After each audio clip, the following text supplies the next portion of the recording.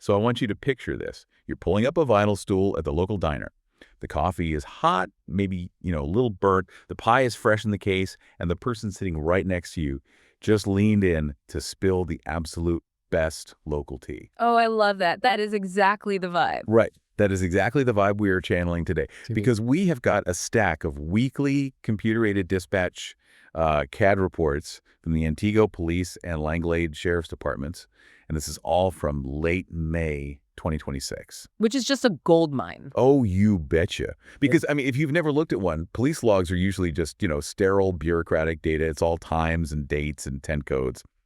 But our mission today is to read between the lines. We are extracting the wildest, the weirdest, and just the most classic small-town drama from these reports. Yeah, and we should say no names, no exact addresses. Oh, exactly. No names, no addresses. Just the cheekiest, most dramatic moments that make up life in a rural community. It really is the best kind of neighborhood gossip, really, because it is meticulously documented by law enforcement. When you strip away the legal jargon, these CAD logs, they serve as a real-time diary of a community. Right. You see human nature in its rawest, just most unfiltered state. You get the petty grievances, the bizarre encounters, and the moments where modern technology completely betrays it. Oh, the technology ones are so good. But, well, that actually brings me to a story in these logs that perfectly sets the stage for how unpredictable things get out in the country. Okay, let's hear it. Let's talk about the local wildlife, but not the four-legged kind. Oh, boy. Yeah. I am looking at a report from May 19th involving a highly unusual human traveler. So a caller reported an older male with a gray beard trying to hitchhike on County Road S. Hitchhiking itself isn't entirely unheard of, especially out on those rural routes. Yeah. People need rides. Sure. But the circumstances around the specific individual are what turned this into a classic dispatch log. Well, yeah, because according to the caller, this guy wasn't just, standing on the gravel shoulder with his thumb out. He was standing directly in the middle of the northbound traffic lane. And he was dancing. Just executing a fully choreographed routine right there on the asphalt. Just living his absolute best life. Yeah. And he's wearing this black hoodie, carrying a massive gray backpack, and just grooving in the lane. And the funny thing is, the dispatch logs track him, going on quite the little regional tour. He was moving around a lot, yeah. Right. So he migrates near Making Road, then later a homeowner spots him wandering around deep in the woods, and then, oh, there he is again. He pops up standing on Highway 64. Just east of Gruenberg. It's a beautifully tracked migration pattern. The dispatchers were essentially, plotting his dance route across the county grid over the course of the entire day.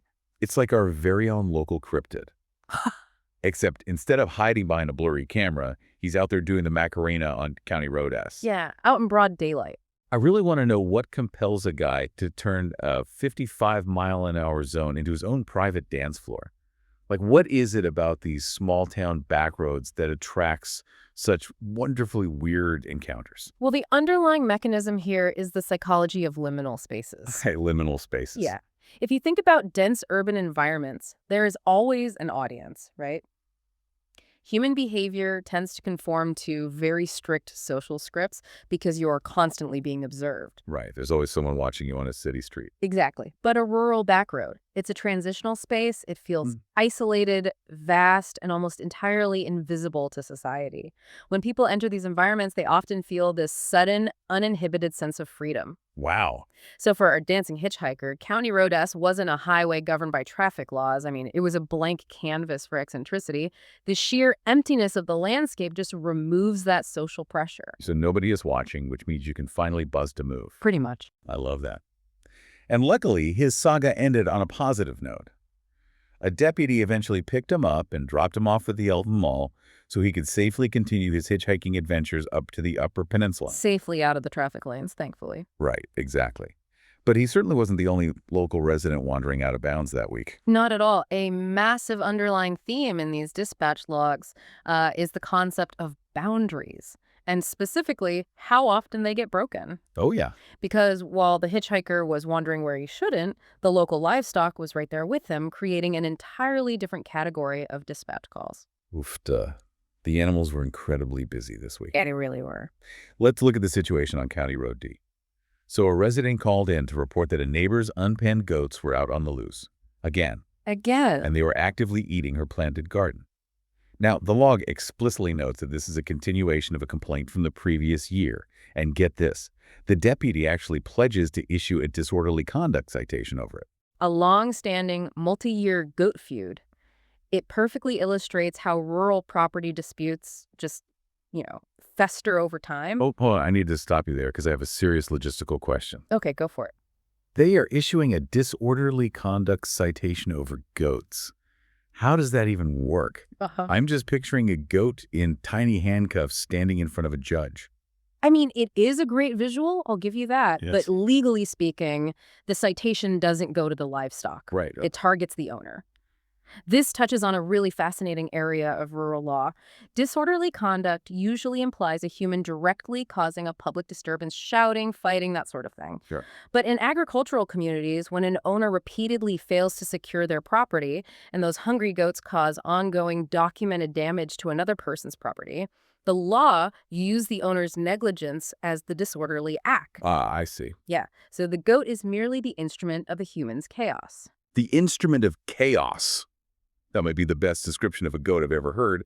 But okay, if you're a single sheriff's deputy, how do you actually enforce the law on massive livestock? It's not easy. Because we also had cows completely blocking the roadway Yeah. on County Road C. I mean, you can't just put a 1,500-pound cow in the back of a squad car. No, you definitely cannot. And that is exactly what changes the nature of rural policing. In a city, officers arrest humans.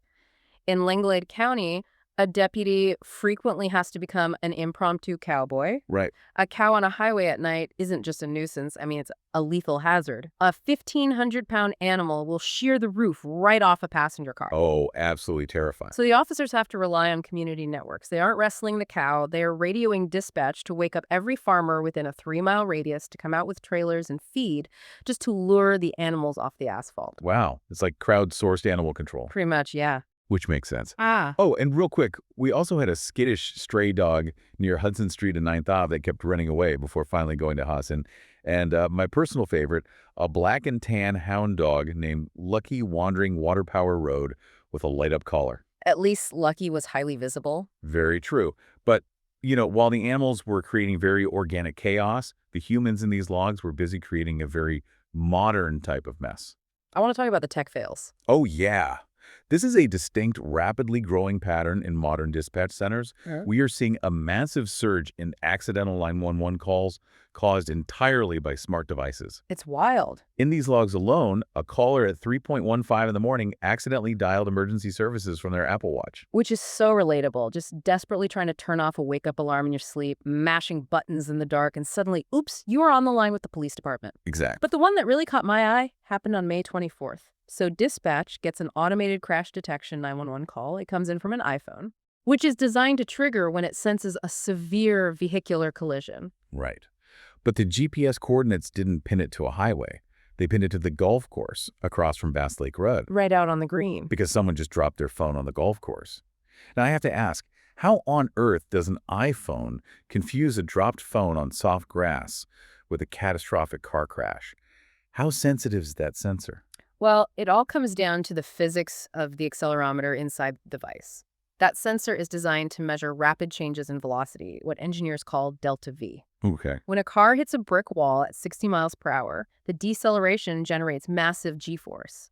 But here is the flaw in the algorithm. If you drop your phone from just waist height and it happens to hit the ground at the exact right angle on a hard surface, Oh, wow. or even a firmly packed golf green, the sudden stop of that small device from 10 miles an hour to 0 in a fraction of a millisecond generates a deceleration spike that mirrors the exact same G-force profile as a massive car crash. You're kidding. Nope. The sensor just lacks contextual awareness. That is wild. The phone basically panicked because it did the math wrong. It's this hilarious contrast. You have the absolute peace and quiet of a Midwestern golf course completely interrupted by a high-stakes emergency response, all because of a clumsy grip on the 9th hole. It really is funny when you think about it. But, as much as animals and technology struggle to respect boundaries, it turns out the human neighbors in this county are significantly worse. Oh, absolutely. I mean, if you're listening to this in a city apartment right now, a neighbor making noise or stepping into your hallway might seem trivial. Right, happens all the time. But you have to understand the psychology of rural land ownership. When you live out in the country, your property line is your kingdom. Any infringement is treated as a major diplomatic incident. The property disputes in these logs are truly top tier. Oh, the neighborly spats are pure gold. Let's start with the Phantom Farmers on Line Road. This one is incredible. It really is. A property owner calls the sheriff because unknown people are driving tractors onto his 10-acre field and planting crops without his permission. He literally has no idea who they are. Just mystery agriculturalists out there working the land. Right. And he wants law enforcement to go tell them to stay off his property, which, is totally fair. Hmm. But here is the absolute best twist.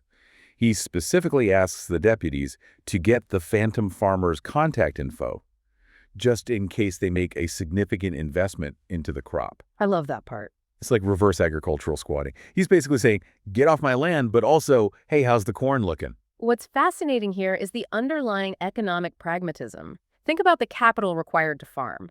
A tractor costs hundreds of thousands of dollars. Seed and fertilizer for a 10-acre field costs thousands. Yeah, it's a huge expense. The landowner is absolutely offended by the trespasses, but he's also a practical capitalist person. He looks at this field being professionally prepped and thinks, well, if they're going to foot the massive bill to grow a cash crop on my dirt, maybe we can work out a profit share. That is so Midwestern. It really is. It's a perfect blend of territorial outrage and entrepreneurial opportunism.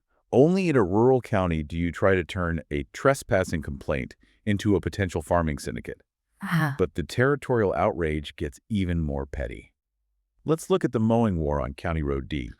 The mowing war. A resident called the cops because their neighbor kept coming onto their property to aggressively mow over the property line.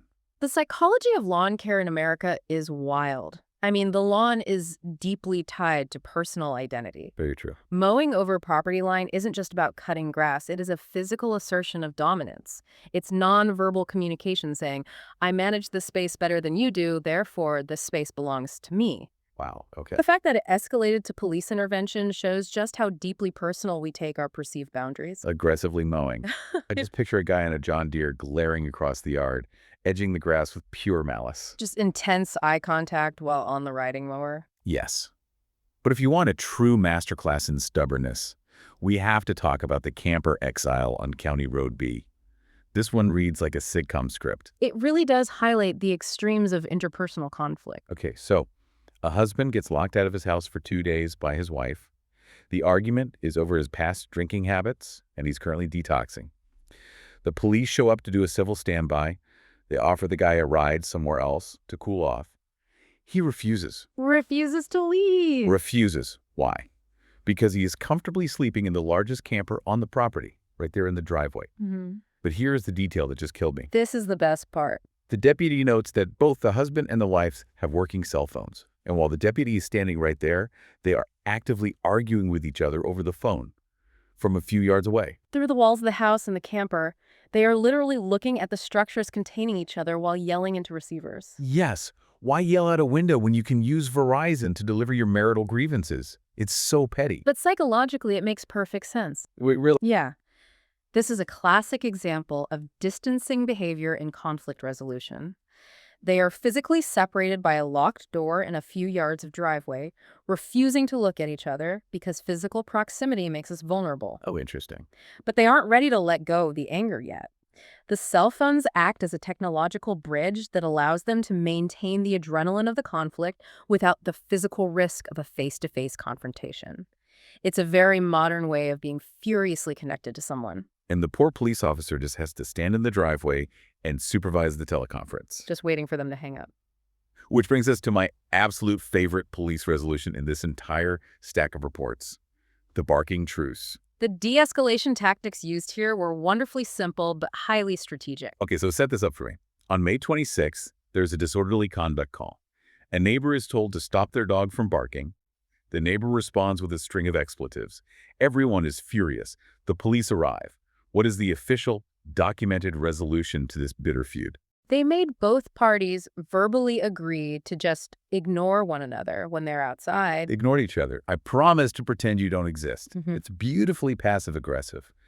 But why did the police handle it that way? Because it establishes a measurable baseline. From a law enforcement perspective, You aren't going to solve a deep-seated personality clash in a 20-minute visit. Sure, that takes years of therapy. Right. If the officer tells them to be nice, that's subjective. What does nice mean? But by formalizing an agreement to ignore each other, the officer gives them a behavioral boundary. Oh, I see. If one of them breaks it by so much as waving sarcastically or muttering an insult, they have broken the contract.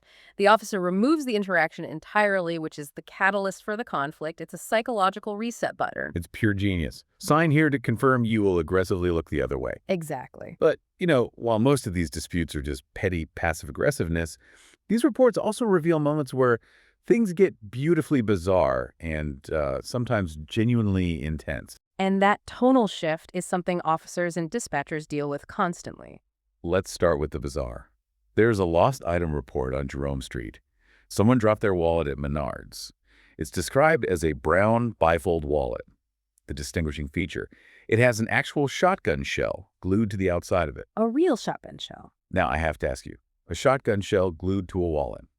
Functionally, that seems terrible. Is this just a rugged fashion statement or a highly unstable anti-theft device? Functionally, it is terrible for your pocket. It's bulky, uncomfortable, and impractical. But sociologically, it's a perfect example of signaling theory. Signaling theory. Yeah. Humans constantly customize the items they carry to signal to the world who they are and what groups they belong to. In a corporate city, someone might carry a wallet with a subtle luxury logo to signal wealth.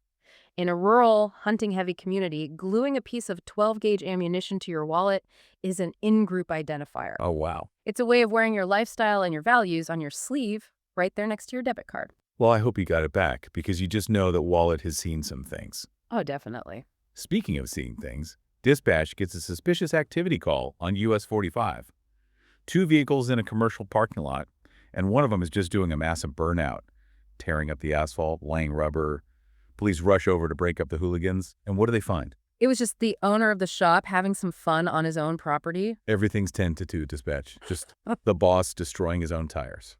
This perfectly highlights a unique privilege of rural commercial property ownership. How so? Well, in a dense city, doing a burnout in a parking lot is an immediate public nuisance, a noise violation, and a traffic hazard. Out on US 45, if you own the asphalt and you aren't hurting anyone else, the nuisance laws simply don't apply the same way. The definition of suspicious activity changes dramatically depending on where the property line is drawn. That makes a lot of sense. Well, But property lines can also be the site of very real danger. And we have to talk about the incident on County Road S because this is where the logs take a very serious turn. yes, this is a stark reminder of the underlying risks in dispatch and patrol work.